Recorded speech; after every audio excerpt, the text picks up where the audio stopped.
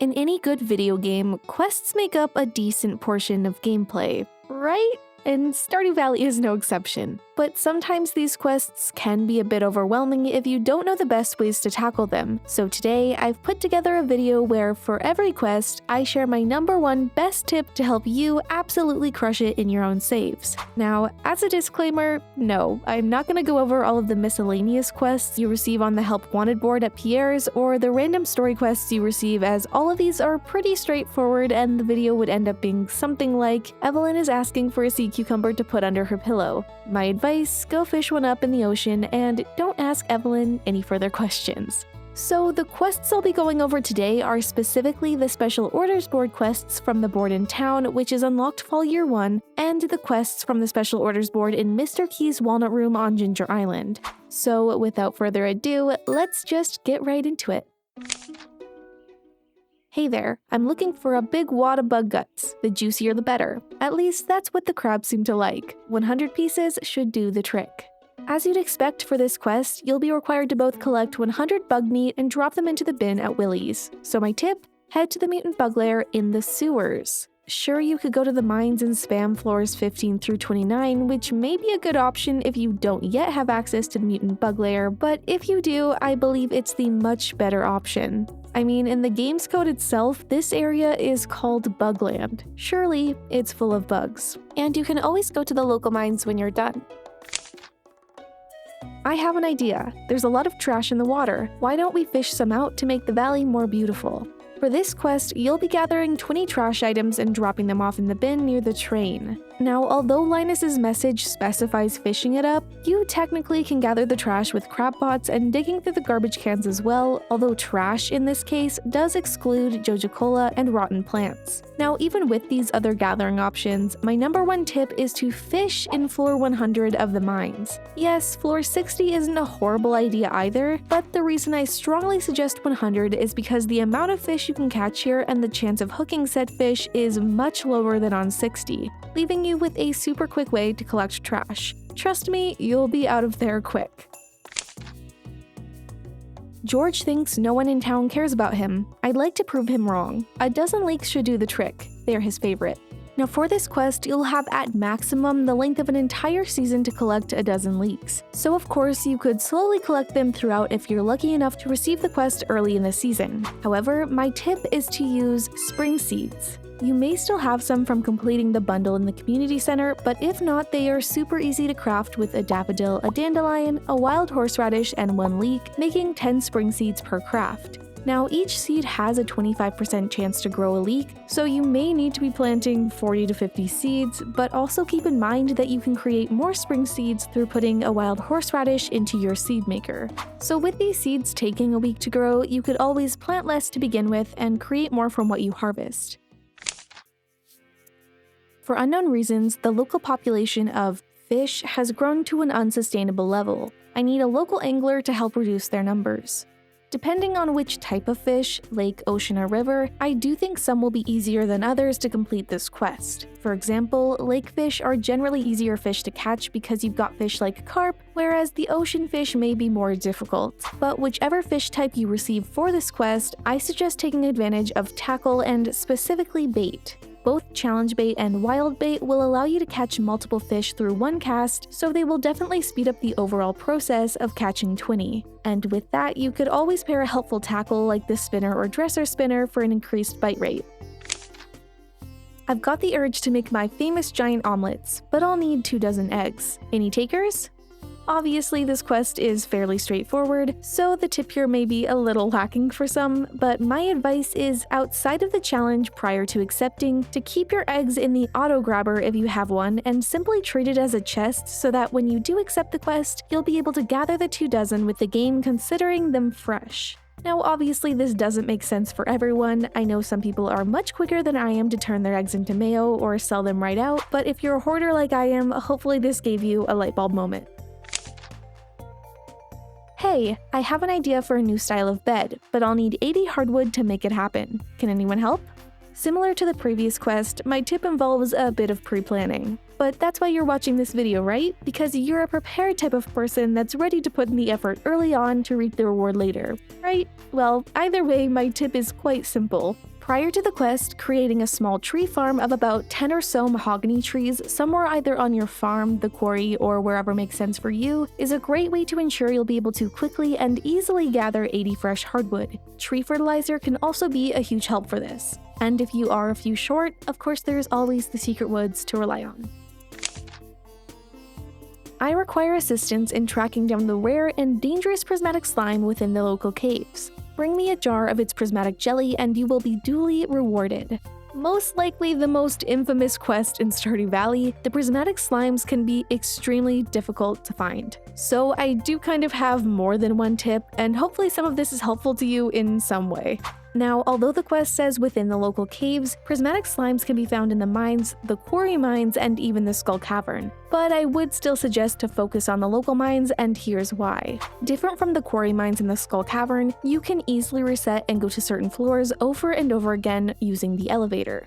Now, I'm gonna be 100% honest here. There seems to be a lot of opinions on which floors are best to go to during this spamming session. Many seem to suggest resetting floor 5. My personal thought was floor 45, as there are the least amount of different monsters who can spawn there, so my thought was that there would likely be more slimes, but really any floor ending with a 5 except 35 is a decent bet. It's all really up to the RNG gods.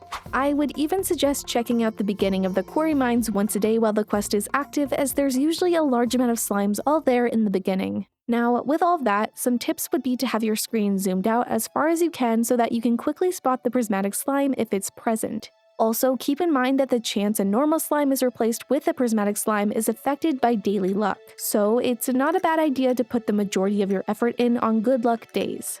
And finally, although the reward for this quest is the Monster Musk recipe, making it impossible to craft your own to increase your prismatic slime odds, thanks to update 1.6, you are able to trade in a combat quarterly book for 1 Monster Musk at the bookseller. Now, if you're newer to the game and aren't sure what Monster Musk is, it basically doubles the number of monsters on a given floor in the mines or Skull Cavern when taken. So if you do happen to ever have an extra combat quarterly book laying around, I highly suggest you trade it in to get yourself a Monster Musk to come in handy for later. Hello there. For an upcoming promotion, I'm thinking of offering some high-quality vegetables at a slight premium. Know where a thrifty shopkeep might find 25 gold star vegetables? Just like Pierre, trying to exploit the local farmer. But in all seriousness, my tip for this one isn't the most revolutionary and is most likely common sense. Seeing as you're on a limited time frame, the crops need to be harvested fresh and you won't be receiving the normal compensation in G for whichever crops you choose to contribute. You're going to likely want to go with the cheapest, quickest crops you can find for that season. So for spring that would be parsnips, and wheat would be best for summer and fall. And actually, for both of those crops, you're making more from Pierre than what they would sell for outside of the quest. So that's a win. And it goes without saying, but of course using a quality fertilizer is pretty important here as well, and if you do receive this quest during winter, I wouldn't accept it unless you have your greenhouse or Ginger Island available. Calling all amateur paleontologists. I need 100 pieces of bone for my studies. Please drop them off at the museum counter.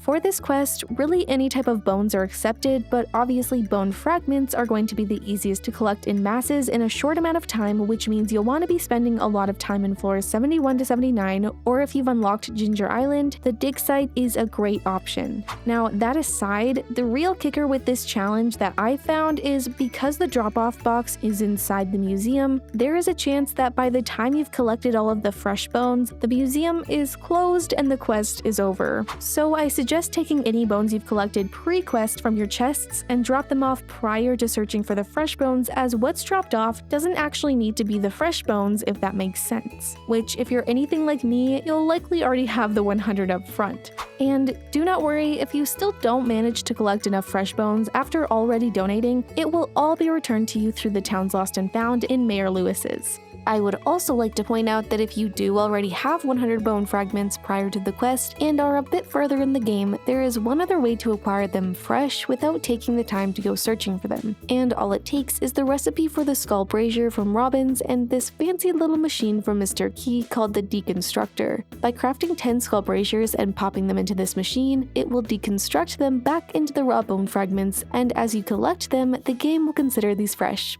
Good luck! Hey, I'm going to invite some friends over to do a rock rejuvenation ceremony, but I'll need some crystals to channel the right energies. Do you think you could lend me a hand? The trick to this quest is that, unlike pretty much every other special order, you do not need to gather these fresh, so you can simply head to your chests and collect up the gems to give to Emily. Now, if you're not a hoarder like me, first piece of advice, become one. Okay, but really, I'll still give you a quick tip if you need it. The Skull Cavern is probably the best route to collect all of the gems you need, but a quick rundown for the specific gems in the local mines if you refuse to go there. Amethyst nodes and topaz nodes can be found on any floor of the mines, jade nodes can be found on floors 40+, and emerald and ruby on floors 80+. However, if you've reached the end of the mines, all of these gem nodes are possibilities on all floors. And of course, the quarry is also a good place to check as well. I'm putting on a little promotion just for fun. If anyone can collect 1,000 pieces of this resource in a week, they'll earn a reward and you can keep the resource. For this quest, the resource you'll need to collect will either be wood or stone. For stone, bombs will be your best bet. Bomb the quarry, the mines, all of the Skull Cavern, you'll be there in no time. And if you have the napalm ring, even better. For wood, aside from spending your day chopping trees, the wood chipper purchased from Robin's might come in handy. If you have any excess driftwood sitting around, the wood chipper will break it down into a guaranteed 5 to 10 wood. Not horrible for almost no effort. Heard there's a spirit made out of potatoes that really packs a wallop, if you know what I mean. Mind dropping a few taters in a keg and bring me a batch or two? Okay, in all honesty, this is my absolute least favorite quest in the entirety of Stardew Valley. For one, if you don't have potatoes ready, you need to grow 12, so that's about 7 days gone. Then you'll need 12 kegs open and ready to use to make the finished product, which is an added 4 days. But with that, the maximum amount of time you'll have to complete this quest is 14 days. So my tip, while not all that helpful, is to not even accept this quest unless 1, you already have all of the potatoes to put in your kegs, or 2, you accept this quest with pretty much that full 14 days to complete it. Otherwise, you'll be greatly disappointed or have used way too much speed grow for one of the least fulfilling special order rewards you can receive. For unknown reasons, the local population of this fish has grown to an unsustainable level. I need a local angler to help reduce the numbers. Now, the specific fish you will personally be requested to catch will depend on the season and such, but the tip will work just the same, and that is targeted bait. At fishing level 6, you'll be able to craft a bait maker which, when putting in a specific fish, will produce 5 to 10 bait that will heavily increase the chance of catching that specific fish when used. You can also purchase targeted bait at the fish shop, but it's not guaranteed they will have the bait needed for your quest, so making the bait maker is the best option if you can. So for the quest, once you catch your first of the fish requested, simply pop it in the bait maker and trust me, the quest will go much quicker for you. The number of this monster in the local caves have made mining dangerous. For other people, not me. There's good money for anyone willing to slay 50 of them. For this quest, you'll be requested to slay one of 4 different monsters: bats, grubs, skeletons, or dust sprites. Now, if you do have monster musk, like we mentioned earlier, this would be a great time to use that as well, but my simple tip is to spam the related floors. Ideally, you want to go to the floors ending in 5 so that you can spam them quickly by using the elevator to go to the floor and resetting it by exiting and going back. For grubs, floors 15 or 25, for skeletons, floor 75, and for bats and dust sprites, floors 45, 55, or even 65. I seek an extremely rare and powerful goop known as ectoplasm. It can be found in the remains of slain ghosts. Similar to the last quest we talked about, spamming floors and monster musk are always encouraged for quests like this. If you're a fan of the Skull Cavern, you could always do a dive there as well, but my actual tip would be to equip the Burglar's Ring. This ring is acquired after slaying 500 dust sprites, and what it does is when worn, the chance for loot when slaying a monster will be rolled twice. So basically, for each ghost you slay, you will have 2 chances instead of 1 to receive the ectoplasm. These crops are in high demand this year. Anyone who ships 100 of this crop by the end of the season will earn a substantial reward from the Pelican Town Agricultural Fund.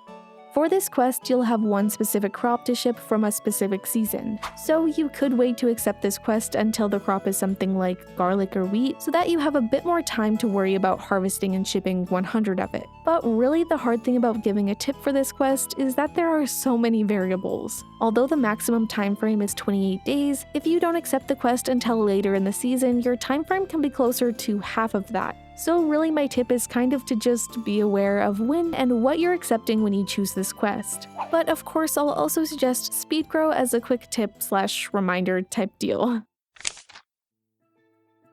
I want to experiment with tropical cooking, but it's hard to find any ingredients. If someone could ship 100 taro root, ginger, pineapple, it might help. Once again, for this quest, you'll be doing a lot of harvesting and shipping of crops, specifically either taro root, ginger, or pineapple as stated. If your quest is for pineapple, it's pretty straightforward. Even taro root isn't horrible as you can obtain the seeds from the island trader with bone fragments, and seed makers can really come in handy there also. The issue is with ginger. If your quest board is for ginger, I'd say my tip is to run in the other direction, but I guess I still have a tip or two if you do subject yourself to this torture. First, keep in mind that ginger is a forageable item. You can't simply plop them in a seed maker to grow more. So you're basically relying on what you can find on Ginger Island, which with a time limit makes things extremely difficult. The best places to forage them from the ground are mainly next to the island field office and in the areas next to your farm. But finding 100 fresh ginger can be tough. So my tip here is to find them through slaying tiger slimes. They are a 9% drop, and with both the burglar's ring and the slime charmer ring, you may just be able to grind out whatever amount you need remaining. But seriously, good luck. There is nothing like tropical fishing. To keep the art alive, I'm offering a reward to whoever can bring in a good island haul. 5 stingray, 5 blue discus, and 5 lionfish are needed for this quest. And the best part, you get to keep the fish, so using a bait maker like we talked about before is the perfect tip for this quest. For each fish type, once you catch one or if you already have one in chests, making the targeted bait will speed this quest up immensely.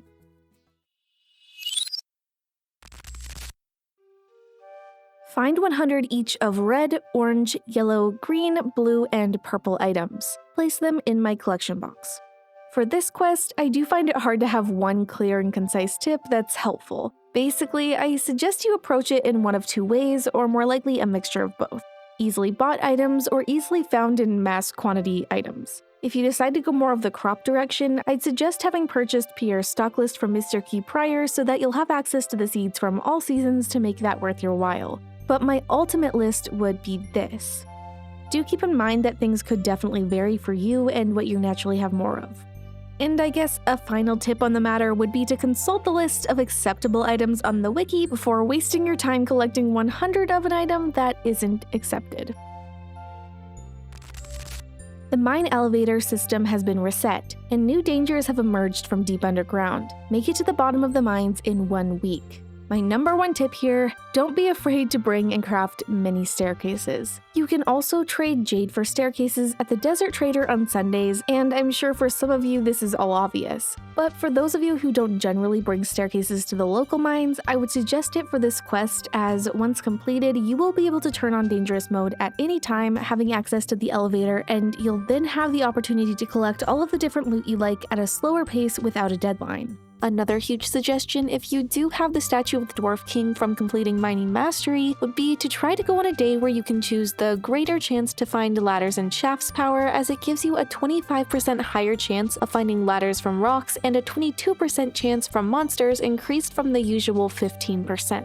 And I do have another tip, bring ginger or ginger ale. Trust me, if you have a bad encounter with these ghosts here, you will be thanking me. The Skull Cavern has been invaded by powerful monsters. Make it to level 100 in 1 piece. This quest is pretty much the Skull Cavern equivalent to the Dangers in the Deep quest, so the advice is fairly similar regarding the staircases and the dwarf statue if you have one. But keep in mind that no elevator will be there once the quest is complete, but you will still have the option to turn dangerous mode on and off from this shrine here. Oh, and no need to bring ginger. So I guess my main tip has to do with these royal serpents you'll see. They can be as long as 18 tail segments, and their health is actually based on their tail length. So try to avoid the longer serpents as they may take much longer to slay. Family members of the legendary fish have returned to the valley. You have 3 days to catch Miss Angler, Glacierfish Jr., Son of a Crimson Fish, Radioactive Carp, and Legendary 2. Now, if you aren't already aware, all of these legendary fish family members are found in the same areas as their respective originals. However, they are found at any time, any season, and in any weather. So my tip, well, if you want to catch them all quickly, the answer is a curiosity lure. Depending on the fish, this tackle will increase the chance of hooking your baby legendary by up to 25%. And if you have the advanced iridium rod from Fishing Mastery for you to equip another tackle of your choice, even better. Find 4 prismatic shards. Place them in my collection box. Previous to the 1.6.3 update, these prismatic shards didn't have to be freshly found, so the quest was honestly pretty easy. But Mr. Concerned Ape decided he hates us, so now my tip can't just be hoard everything like usual. So instead, I suggest doing a few different skull cavern dives on good luck days throughout the time frame you have to collect the shards. On these days, you're gonna want to have the max luck you can with lucky food, drinks, rings, and so on, hopefully maximizing the amount of treasure rooms you hit, as this is one of the higher chance options to find prismatic shards. And with that, bring lots of staircases and bombs to get down quickly, as not only will you have a chance to hit more treasure rooms, but you'll also come across more iridium nodes, which also have a decent chance to draw prismatic shards. But overall, I wish you luck and may Yoba be on your side. Your task is to make it to level 100 in the Skull Cavern. However, you can't eat or drink anything while there. This quest, opposite from the previous one, was actually made easier in the 1.6 update as we now have trinkets. More specifically, we have the Fairy Box trinket, which summons a little fairy that will heal you in combat situations. So my main tip is to put that diva to work. Other than that, I'd suggest eating a crab cake beforehand for speed and defense throughout the day, maybe drink some triple shot espresso, and you could definitely utilize the vampire ring as well for more health improvements throughout. Oh, and stairs. Definitely bring at least a few. Ship 100,000 G worth of freshly cooked items. One word, triple shot espresso. Ignore the fact that that was 3, but if you brew 669 coffee, yes, you can purchase some of it, you'll be able to turn all of that into a bunch of triple shot espresso and sell them for 450 G each, totaling 100,350 G. Now, if you are going the full buying ingredients route, I would actually suggest making bread, as you can buy 1,667 wheat flour from Pierre's for cheaper than the coffee and turn all of that into bread to sell. But whatever makes most sense for you. And no, it doesn't have to be the same kind of cooked items you sell to make up the 100,000 G. So if you did want to utilize a bunch of taro root you had laying around, for example, you could make a bunch of poi as well, as that sells for a good amount of G too. Give 50 loved gifts in 1 week. My tip here is to utilize gifts that are easy enough for you to get that are widely loved. Diamonds is the first one that comes to mind, then you've got items like cactus fruit loved by a handful, strawberries are loved by multiple people in one household, and so on. And if you do happen to have a bunch of universally loved items to gift like rabbit's feet or golden pumpkins, that also works. Now with these gifts, I'd suggest setting them all in a chest somewhere, maybe near the recipient's homes or just on your farm, to make sure you have enough gifts and so that they're all easy to access. I've hidden key beans throughout the world. Find them, grow them, propagate them, and ship 500 key fruit within the time limit. My tip for this quest prior to the 1.6 update would mainly revolve around using lots and lots of seed makers and utilize the time you have for this quest carefully. Now, while all of that is still important, my main tip involves this fancy little item called treasure totems. You receive the recipe from claiming Foraging Mastery, and when used, they will spawn up to 16 artifact spots in a circle around you. Now, not only are artifact spots one way to obtain key beans, but by using the totems up by the dig site, you can receive plenty of artifact troves and geodes, which are yet another way to obtain the key beans. Think you can score 50,000 points in Junimo Kart Endless mode? Prove it. Now, if you're familiar with the Saw series, one of my personal favorites, I feel like you too might also see the name of this quest as a nod to that. And I regret to inform you that I truly do believe that Mr. Key was not only channeling Saw in name alone, but his thrill of torture. Hello, Amanda. You don't know me, but I know you. I want to play a game. Now, I do admit I am no Junimo cart expert, but I do have a tip or two that will hopefully still save you from pulling some of your hair out. Because this quest revolves around points, collecting the fruit can be very helpful as each fruit gives 1,000 points, and if you've collected all 3 at the end of an area, you gain an additional 5,000 points. But obviously, if the fruit seems out of reach, focus on the bigger picture. I do think though that with Junimo cart as a whole, it's really just a lot of practice. I've probably put hours and hours into Junimo cart alone, and quite frankly, I still suck at it. So finally, if the game is making you lose your mind, give up. I'm serious. Your reward is only 20 key gems, and that is simply not worth your emotional well-being. Now, don't run off just because we finished going through all of the quests, because I do have a few tips still to give.